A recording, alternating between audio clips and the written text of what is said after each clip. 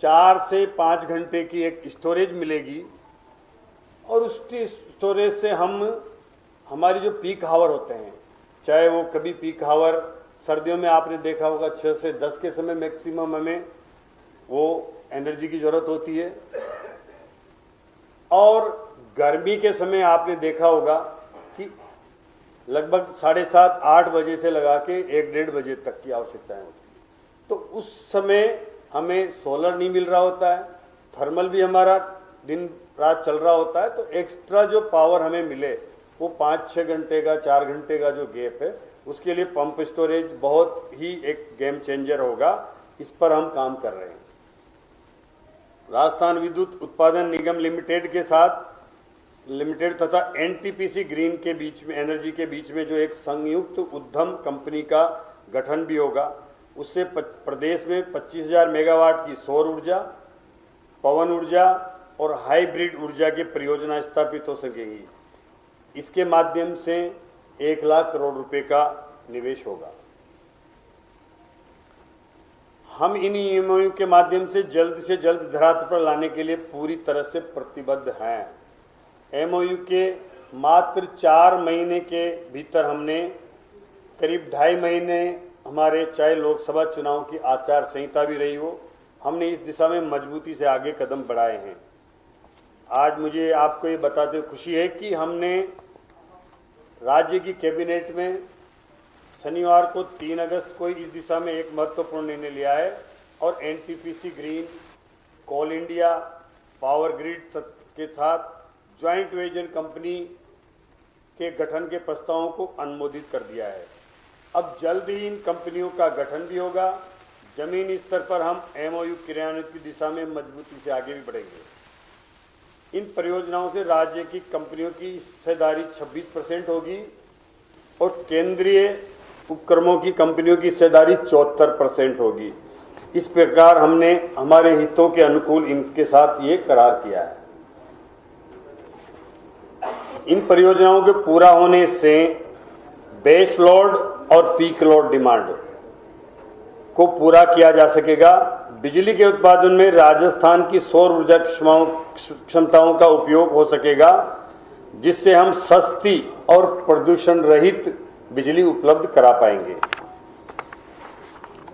हमने इसके साथ साथ ही उत्पादन को पहले लिया है और उसके साथ साथ प्रसारण तंत्र को भी मजबूत करने का हमने संकल्प लिया है। आज की स्थिति में राजस्थान में आप सभी इन विषयों से जुड़े हुए रहें। प्रसारण तंत्र की ऐसे हालात हैं कि अगर हमारे पास बिजली उपलब्ध भी है तो कई क्षेत्र ऐसे हैं जहां पर ट्रांसमिशन संभव ही नहीं है। हमें अभी इन गर्मियों में भी कई ब्लॉकों में ट्रांसमिशन की हमारी कमजोर स्थिति के कारण बिजली उपलब्ध होते हुए उन्हें हमें बंद कर करके चलाना पड़ रहा था। ऐसी स्थिति हमारे यहाँ ट्रांसमिशन की है। इस ट्रांसमिशन पर कोई काम पिछले समय में नहीं हुआ। हमने प्रसारण तंत्र को सुदृढ़ करने के लिए एक एमओयू और मोनेटाइजेशन की योजना बनाई है। राजस्थान की बढ़ती बिजली की मांग की पूर्ति के लिए प्रसारण तंत्र का सुदृढ़ होना भी बेहद आवश्यक है। इसके लिए पावर ग्रिड और राजस्थान विद्युत प्रसारण निगम के बीच एक ज्वाइंट वेंचर कंपनी की स्थापना की जाएगी, जिससे प्रसारण तंत्र का विकास हो सकेगा।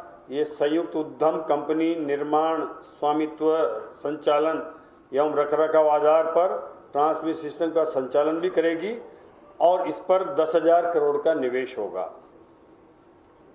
इसके साथ ही लेखानुदान 2024-25 में केंद्रीय ऊर्जा मंत्रालय द्वारा जारी दिशा निर्देशों के अनुरूप इंफ्रास्ट्रक्चर इन्वेस्टमेंट ट्रस्ट इनविट लाने की घोषणा की गई थी।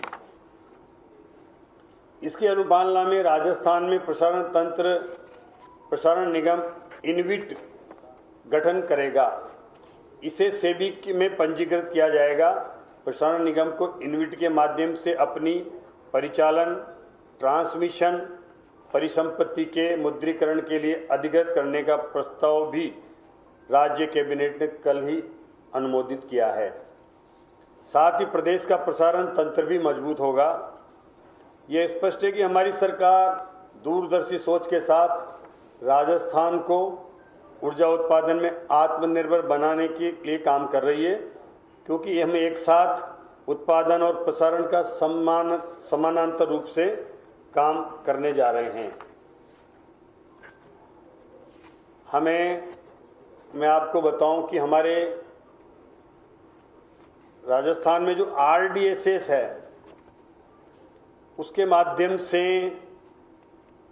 और कैसे प्रसारण हमारे वितरण तंत्र को मजबूत किया जाए, वो RDSS के माध्यम से हम काम कर रहे हैं। पिछले समय भी, पिछली सरकार के समय RDSS पे जो काम होना चाहिए था वो नहीं हुआ। सरकार जाने से पहले लास्ट में केवल टेंडर जारी करके और उन्हें अवार्ड करने का काम उन्होंने किया। उसमें कई तरह की खामियां थी और उन खामियों की वजह से हमारा RDSS की जो प्रगति होनी चाहिए थी वो 1 साल कार्यादेश देने के बाद भी नहीं हो पाई है। हमने उसको रिव्यू किया है, उसमें कुछ कमियां थी, उनको भी हम दूर करेंगे और इस RDSS के माध्यम से वितरण तंत्र की मजबूती के लिए काम करने का हमने जो केंद्र और राज्य की एक सहयोग की योजना है, इसमें 60% केंद्र से हमें सहयोग मिलता है और राज्य को 40% अपनी हिस्सेदारी लगा करके काम करना होता है। इस काम के लिए हमें केंद्र सरकार से भी पूरा सहयोग मिल रहा है। भारत सरकार ने हाल ही में RDSS की योजना में 7,896 करोड़ की योजना को मंजूरी दी है। इससे फीडरों के सेग्रीगेशन के काम जो होंगे वो बहुत महत्वपूर्ण है और उनको गति मिलेगी।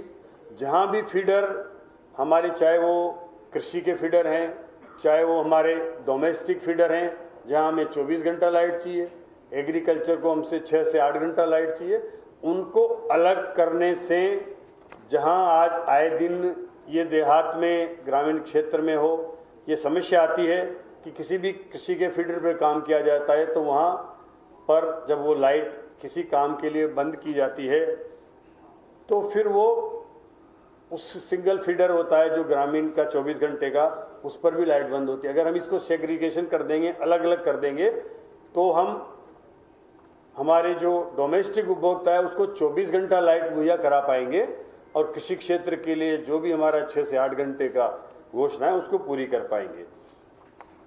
इसके स्वीकृति के लिए मैं माननीय प्रधानमंत्री जी ने जो राजस्थान में ये जो 7,896 करोड़ की योजना मंजूरी दी है, उसके लिए माननीय प्रधानमंत्री जी का भी आभार व्यक्त करता हूँ। हमारे केंद्रीय मंत्री जी मनोहर लाल जी खट्टर का भी आभार व्यक्त करता हूँ। और उन्होंने इस योजना को जब वो राजस्थान में आए थे उस दिन यहीं आके उसकी घोषणा की थी, वो एक दिन पहले ही स्वीकृत करके यहाँ आए थे। इसके साथ साथ हम इस RDSS योजना से कृषि कनेक्शन जो हमारे बकाया हैं और उनको भी हमें डिस्ट्रीब्यूशन की आवश्यकता है, उनको भी वितरण तंत्र को मजबूत करने की आवश्यकता है, तो वो भी इसमें कृषि कनेक्शनों को भी हमें मजबूती में इसमें RDSS योजना से सहयोग मिलेगा। हम स्मार्ट मीटर भी लगाएंगे। स्मार्ट मीटर के माध्यम से भी जो मीटरिंग होगी तो उसमें निश्चित रूप से चीज़त भी कम होगी और हमें हमारे वितरण तंत्र को मजबूती भी मिलेगी। कुसुम योजना है, वो भी एक हमारी कृषि कनेक्शन जो लंबित हैं और उनको जो देने का हमने बीड़ा उठाया है। ये कुसुम योजना उसमें बहुत सहायक सिद्ध होगी। हमने लगभग 4,000-4,500 मेगावाट के कुसुम के कार्यादेश जारी कर दिए हैं। अभी कुसुम योजना पे और लंबित है टेंडर प्रक्रिया, उनके और आदेश जारी करेंगे। तो हम कुसुम योजना से जो सोलर लगेंगे, जो GSS के नज़दीक सोलर लगेंगे और वहाँ से ही वो कृषि की जो दिन में आवश्यकता है उस पर कुसुम के माध्यम से हम वहाँ बिजली उपलब्ध कराएंगे। तो एक तो ये होगा कि कुसुम योजना से उस जीएसएस पर जो बिजली मिलेगी, चाहे वो 2 मेगावाट से लगा के 5 मेगावाट तक की वहाँ आवश्यकता रहेगी, वो वहीं की वहीं उत्पादन भी होगा, वहीं पर ही उसका उपभोग भी होगा, उपयोग भी होगा। तो इससे एक प्रसारण तंत्र की जो समस्या आती है, तो वो उससे भी निजात मिलेगी कि प्रसारण में हमें ज़्यादा इन्वेस्टमेंट नहीं करके इसको कुसुम योजना के माध्यम से स्थानीय स्तर पर ही एक तरह से वो हमारे जनरेशन के जो जीएसएस होंगे वहीं पर उसकी उपलब्धता होगी। तो इससे काफ़ी लाभ हमारे किसानों को, हमने जो ये प्रण किया है, ये हमने विश्वास दिलाया है कि हम 2027 तक कृषि को दिन में बिजली देंगे। इस संकल्प को पूरा करने में हमारी कुसुम योजना सहायक होगी और आरडीएसएस भी इसमें सहयोगी होगी। हमारी सरकार ने आने वाले समय में 1,45,000 के जो कनेक्शन जारी करने की जो घोषणा की है माननीय मुख्यमंत्री जी ने, उसमें हमने काम चालू कर दिया है। और उसके प्रसारण तंत्र की मजबूती के लिए भी हमने 112 नए ग्रिड सब स्टेशन जो बनाए जाएंगे उस पर भी हमने काम चालू कर दिया है। हमने बजट में प्रत्येक जिले में एक आदर्श सौर ग्राम बनाने की एक योजना घोषित की है और इसके साथ साथ हर जिले में एक आदर्श सौर ग्राम बनेगा जहां लगभग 2 मेगावाट का एक सोलर लगेगा और उससे उस गांव की पूर्ति होगी। इसके साथ साथ ही हमने राज्य के कार्यालयों पर सौर ऊर्जा से जोड़ने के लिए 1000 मेगावाट की टेंडर जारी कर दिए हैं। उससे सरकारी कार्यालयों पर सोलर लगेंगे जिससे हमें 1000 मेगावाट की बिजली मिलेगी।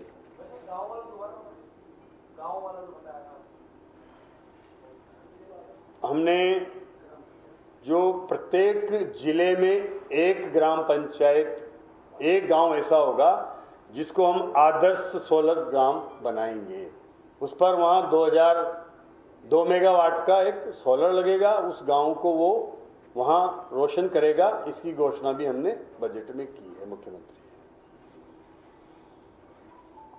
इसके साथ साथ हम 25,000 स्मार्ट मीटर लगाएंगे और 2 लाख जो वंचित हैं हमारे ऐसे उपभोक्ता, उनको 2,08,000 परिवारों को घरेलू कनेक्शन देने का भी हमने जो लक्ष्य रखा है।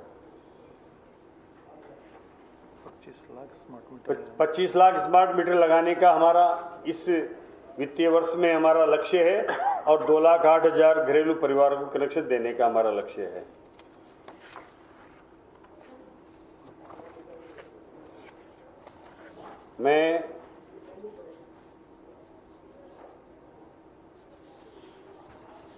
मैं आपके माध्यम से बताना चाहूंगा कि हमारे निवर्तमान जो कांग्रेस सरकार है उसके द्वारा जो ऊर्जा क्षेत्र में उपेक्षा की गई, उपेक्षा तो की ही गई इस क्षेत्र की। अब हम अगर उस पर आगे बढ़ रहे हैं, हम डबल इंजन की सरकार है, हमें हमारी केंद्र सरकार से भी सहयोग मिल रहा है। हमें अगर हमारी भाजपा की कोई राज्य में सरकार है वहां से भी सहयोग मिल रहा है। हमें छत्तीसगढ़ सरकार से जो सहयोग मिला तो उस पर यहां के पूर्व मुख्यमंत्री जी अनावश्यक एक विवाद खड़ा करते हैं।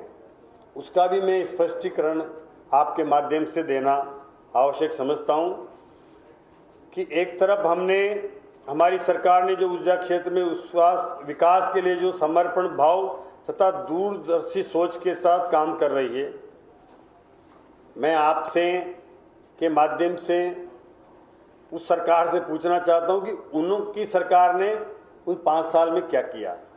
कांग्रेस के समय हमारे बिजली घर कोयले के लिए तरस रहे थे। छत्तीसगढ़ में उनकी अपनी सरकार थी, उसके बावजूद वो कोल ब्लॉक का खनन चालू नहीं करवा पाए। हमने फरवरी 2022 में उनके समय पर जो पीकेबी कोल माइंस की प्रथम चरण की भूमि में जो उपलब्ध कोयला भंडारण समाप्ति के कगार पर थे, सभी आवश्यक स्वीकृतियां थी,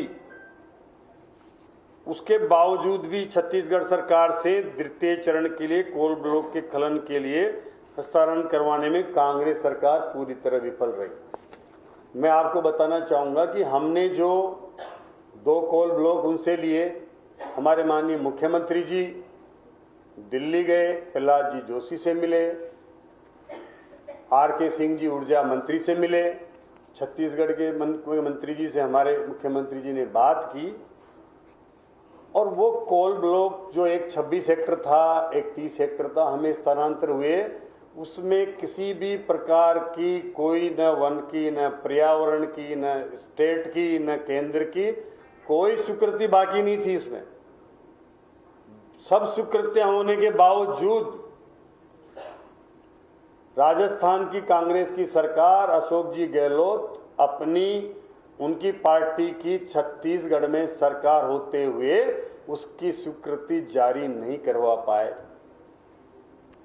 ये बहुत मैं स्पष्ट कर रहा हूं कि इसमें कोई स्वीकृति हमारे समय नहीं हुई, न कोई ऐसी कोई प्रक्रिया हुई, फिर भी वो नहीं करवा पाए और उसका नतीजा रहा कि हमें उस समय ये प्रावधान है कोल इंडिया का कि हमें अगर कोई कैप्टिव माइंस आवंटित है, उसमें हम किसी कारण से खनन करने में असमर्थ होते हैं, नहीं कर पाते हैं, चाहे वो कोई भी कारण हो, फिर हम कोयला लेने के लिए कोल इंडिया के पास जाते हैं तो वो आवंटित कोयले के अतिरिक्त कोल देने के लिए ये प्रावधान है कि आपको 40% अतिरिक्त दाम देने पड़ेंगे। राजस्थान ने उस समय वो अतिरिक्त 40% दाम कोल इंडिया को देने पड़े क्योंकि वो अपनी माइंस चालू नहीं करवा पाए। उस समय वो जो कोल इंडिया से भी कोयला आया, इन्हें अन्य स्रोतों से भी इन्होंने कोयला लिया, घटिया कोयला आया, उसमें एस कंटेंट ज़्यादा थे, जिसकी वजह से हमारा ट्रांसपोर्ट भी बढ़ा, उत्पादन में लागत भी कम आई, कोयला ज़्यादा खर्च हुआ, उत्पादन कम हुआ। इन सबका परिणाम रहा। इसके साथ साथ इन्होंने इसका बहाना करके और इंपोर्ट कोयला भी उपयोग किया, जहां हमें 4,500 4,000 से लेके और 5,000 तक के टन से कोयला यहाँ सप्लाई होता है। वो कोयला 18,000 रुपये टन में इनके समय इंपोर्टेड कोल के नाम से खरीदा गया। उस सब का भार उपभोक्ताओं पर फ्यूल चार्जेज के रूप में आया। जो आप देख रहे हैं कि फ्यूल चार्जेज बार बार क्यों आ रहा है, ये फ्यूल चार्जेज हमारे जो जनरेशन के प्लांट हैं, फिक्स चार्जेज एक होता है और वेरिएबल चार्जेज एक होता है। वेरिएबल चार्जेज में अगर फ्यूल की कॉस्ट बढ़ रही है, कोयले की कॉस्ट बढ़ रही है, तो वेरिएबल कॉस्ट के रूप में वो जनरेशन वितरण कंपनी को जब वो बताता है तो RERC के माध्यम से वो वहाँ पिटीशन जारी करके और उसको फ्यूल चार्जेज के रूप में जोड़ा जाता है। ये फ्यूल चार्जेज का ये जो हमारे ऊपर भार है, राजस्थान की जनता ने भुगता है और इसके लिए भी पूर्ववर्ती सरकार जिम्मेदार है। अभी हमने इतने कम समय में आपको बताऊं, हमने PLF बढ़ाया। इनके समय 50-55 तक जो चलता था, हमने उसको 65 तक पहुंचाया। अभी लगभग हम 74% तक PLF बढ़ा चुके हैं। तो PLF बढ़ रहा है। आप देखिए, जो फिक्स चार्जेस तो कोई भी जनरेशन प्लांट के थर्मल के फिक्स हैं। अगर हम उससे जनरेशन से कोई बिजली नहीं लेते तब भी फिक्स चार्जेस देना होता है, कम ले रहे हैं तब भी देना होता है, केवल फ्यूल चार्जेज ही एक्स्ट्रा हमारे ऊपर आता है। तो जब वो जनरेशन के फिक्स चार्जेज हमसे ले रहे थे, प्रोडक्शन कम हुआ, लागत ज़्यादा आई, तो फिक्स चार्जेज भी हमें भुगतने पड़े और फ्यूल चार्जेज भी भुगतने पड़े, जिससे हमारे उपभोक्ताओं पर ये जो भार आया है, भारी भरकम फ्यूल चार्जेज का, ये सब उपभोक्ताओं के आया है और इसके लिए पूरी तरह से कांग्रेस की सरकार, उस समय की सरकार जिम्मेदार रही है। और मजे की बात ये बताऊं आपको कि जब ये हमने फिर छत्तीसगढ़ सरकार से, वहाँ के मुख्यमंत्री जी से, हमारे मुख्यमंत्री जी ने आग्रह किया कि साहब आपने हमें 26 हेक्टेयर कोल ब्लॉक दे दिया, हमें 30 हेक्टेयर एक कोल ब्लॉक दे दिया, उसके लिए तो हम आपका आभार व्यक्त करते हैं, लेकिन हमें 30 हेक्टेयर और एक कोल ब्लॉक चाहिए जिसकी पेड़ कटाई की परमिशन मात्र बाकी है, वो आप जारी कर दें तो हमारा आगे का काम चालू हो जाएगा और 2 कोल ब्लॉक की और स्वीकृतियों के लिए हमें आपसे आवश्यकता है। अब हम किसी को हमें सहयोग किया है वहाँ की सरकार ने, तो उसका हम जब भी पत्र लिखेंगे हम उनका आभार तो व्यक्त करेंगे कि नहीं करेंगे साहब? ये हमने आभार व्यक्त किया। वहाँ छत्तीसगढ़ में वहाँ के पत्रकार बंधुओं ने ये पूछ लिया होगा कि भाई मुख्यमंत्री जी राजस्थान के आपका आभार व्यक्त कर रहे हैं, तो क्या आपने जितने भी लंबित कोल ब्लॉक थे सारे की परमिशन दे दी और पेड़ कटाई की परमिशन दे दी क्या? तो मुख्यमंत्री जी इतना ही कहा था कि हमने ऐसी कोई परमिशन नहीं दी है। इसको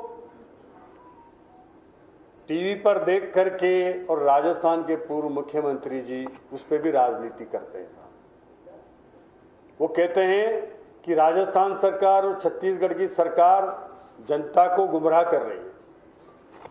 वो कोल ब्लॉक आज भी चल रहे हैं, हमें दिए हुए कोल ब्लॉक आज भी वहां से हमें नोरेक मिल रही है, रोज कोयला आ रहा है। अब इसमें कौन सा गुमराह कर रहे हैं, ये मैं आपके माध्यम से स्पष्ट करना चाहता हूं कि जब हमारा देश किसी अति आवश्यक, जो हमारी आज आवश्यकता है उसकी हमें पूर्ति हो रही है, उस पर राजनीति नहीं करके हमें एक दूसरे को और सहयोग करना चाहिए।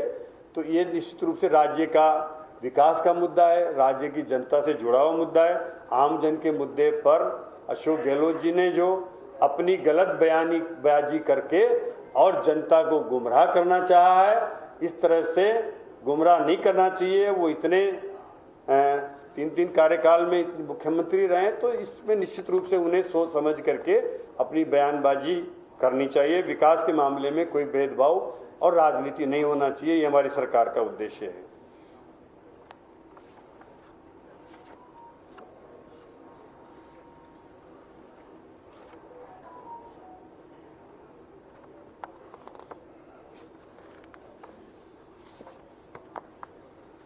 हमारी सरकार ने जो 2013 से 18 के बीच हमारी पार्टी की सरकार ने जिन बिजली कंपनियों के 62,400 करोड़ रुपया जो ऋण भार था, उसको उदय योजना में के तहत निगमों को, हमारे डिस्कॉम को ऋण भार से मुक्ति दिलाई थी। और हमने इन डिस्कॉमों को 2,607 करोड़ के वित्तीय लाभ के साथ उस समय इनको सुपुर्द किया था। 62,400 करोड़ का ऋण भार भी लिया और 2,607 करोड़ के लाभ में छोड़ा था उनको। उन कंपनियों पर अभी हमने जब वापस ये सरकार संभाली तो इनके कुप्रबंधन के कारण कर्ज बढ़कर इसी 5 साल में 1,39,200 करोड़ का हो गया। ये कंपनियां आज जो स्थिति है वो दिवालियापन के कगार पर इन्होंने 5 साल में इन कंपनियों को पहुंचाया है। हमने कांग्रेस के समय की जो हमारी डिस्ट्रीब्यूशन कंपनियां थी उन पर 88,700 करोड़ रुपए कर्ज पहुंच गया। और यही नहीं, इन्होंने समय पर ये जो कर्ज नहीं चुकाया उसकी वजह से लगभग इन पर कंपनियों पर 300 करोड़ तो केवल पेनल्टी लगी है ब्याज समय पर नहीं चुकाने की। एक ये कितना मतलब इनका फेल्योर है कि हम इन कंपनियों को ब्याज भी नहीं चुका पा रहे हैं, उसके